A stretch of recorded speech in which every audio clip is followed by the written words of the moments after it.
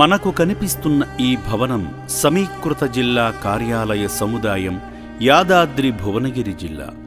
ఆ కార్యాలయంలో నుండి మెట్లపై దిగుతూ ఇద్దరు వ్యక్తులు పట్టుకుని వస్తున్న ఈ పెద్దాయన పరిస్థితి ఏంటో తెలియదుగాని, ఇతని పేరు కన్నె ఆగమయ్య అని, ఊరు సీతవాణిగూడెమని, మండలం పోచంపల్లి, యాదాద్రి భువనగిరి ప్రాంతంలో నివసిస్తుండేవాడని తగిన ఆధారం కూడా చూపిస్తున్నాడు.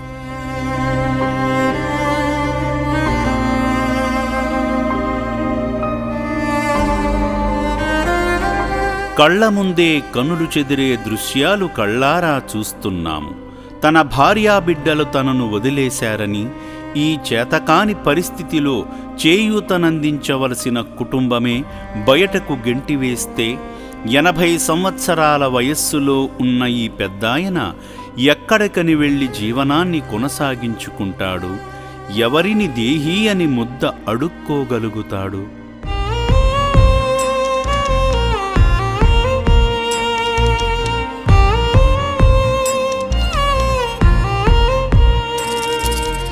జిల్లా కలెక్టర్ గారి సలహా మేరకు కన్నె ఆగమయ్యను అమ్మా నాన్న అనాథుల పుణ్యక్షేత్రానికి తరలించమని చెప్పగా సేవా సిబ్బంది వెళ్ళి ఈ పెద్దాయనను దగ్గరుండి మరీ తీసుకుని వచ్చారు.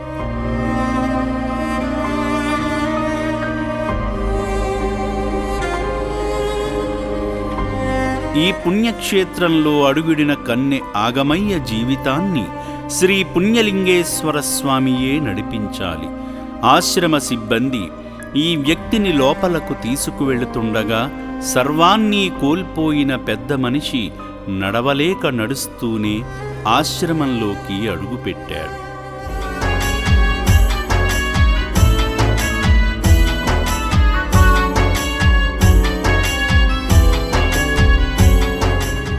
ముందుగా వైద్య శిబిరంలోకి తీసుకువెళ్లి ఆరోగ్య పరిస్థితిని చెక్ చేసి భోజనశాలకు నడిపించారు. అన్నం పెట్టి ఇవ్వగా ముందు పెట్టుకుని ఆ అన్నం వైపు చూస్తూ ఎన్నాళ్లయిందో ఇలాంటి భోజనాన్ని కడుపు నిండా తినక అని తన మనసులో తలచుకుని తృప్తిగా భోజనం చేస్తున్నాడు.